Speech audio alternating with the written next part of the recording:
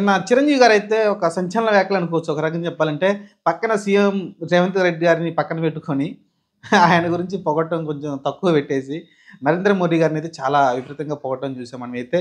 దీనితోటైతే కాంగ్రెస్ శ్రేణులు కావచ్చు, లేకుంటే రేవంత్ రెడ్డి, అక్కడొచ్చిన బట్టి విక్రమార్క అందరూ షాక్ అయ్యి ఉంటారు ఒక రకంగా చెప్పాలంటే. ఎందుకంటే ప్రస్తుతం సన్మానం అదే ఒక గౌరవ సభ లాంటిది. ఎందుకంటే వాళ్ళకి ఎవరికైతే పద్మశ్రీలు అలానే పద్మవిభూషణ్‌లు వచ్చినాయో కొంతమందికి, వాళ్ళనైతే అక్కడికి పిలిచి వాళ్ళనైతే సత్కరించడం చూసాం. ఇప్పుడున్న తెలంగాణ గవర్నమెంట్ అయితే.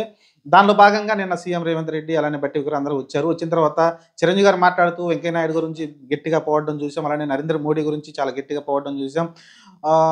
కానీ తెలంగాణ గురించి గాని, లేకుంటే సీఎం రేవంత్ రెడ్డి గురించి గాని పొగిడిన విషయాలు ఏం కనబడట్లేదు.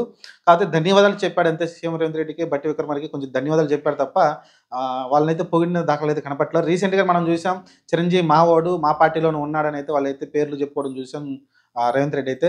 కానీ నిన్న చిరంజీవిని మాట్లాడిన మాటలకైతే ఆహ్, షాక్ తిన్నాడు అనుకోవచ్చు ఒక రకంగా రేవంత్ రెడ్డి.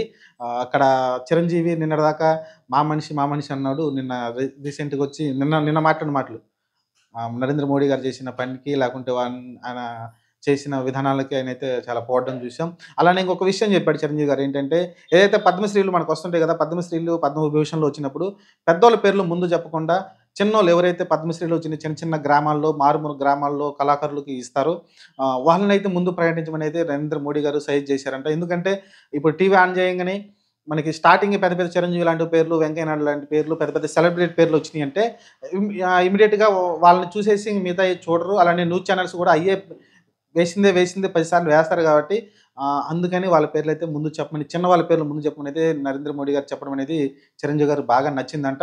ఎందుకంటే ఆ రోజు చిరంజీవి గారికి పద్మవిభూషణ్ వచ్చిన విషయం తెలిసిందంట ముందే. కానీ అతని పేరు చాలా సేపు రాలేదంట. నిజంగానే ఏమన్నా సైడ్ చేశారా నా పేరన్న భావన అయితే కలిగిందంట అతనికి. చాలా సేపటి దాకా పేరు రాలేదు. ఎందుకంటే లాస్ట్‌లో చెప్పారు అతని పేరు. ఎందుకంటే ముందు చిన్న చిన్న వాళ్ళందరి పేర్లు వస్తే టీవీ ఛానెల్స్‌లో అందరూ స్క్రోలింగ్ చేస్తారు కాబట్టి అలా నరేంద్ర మోడీ గారు ప్లాన్ చేశారనేది దాని గురించి పొగడడం కూడా చూసాం. కానీ ఇక్కడ రేవంత్ రెడ్డి గురించి అయితే పెద్ద పొగిడింది లేదు. ఆయన చేస్తున్న ఈ సంవత్సర కాలంలో ఏదైతే సంవత్సరం అవుతుందో దాని గురించి పొగిడింది ఏం లేదు రేవంత్ రెడ్డి గారిని. మరి రేవంత్ రెడ్డి గారు ఖచ్చితంగా షాక్ తిని ఉంటారు. ఖచ్చితంగా ఆయన గవర్నమెంట్‌ని, ఆయన పాలనని కొంచెం పొగుడుతారని అని భావించుండొచ్చు రేవంత్ రెడ్డి గారు. కానీ అలాంటిది ఏం జరగలేదు. ఒక రకంగా చెప్పాలంటే చిరంజీవి బీజేపీ పార్టీని పొగిడాడు.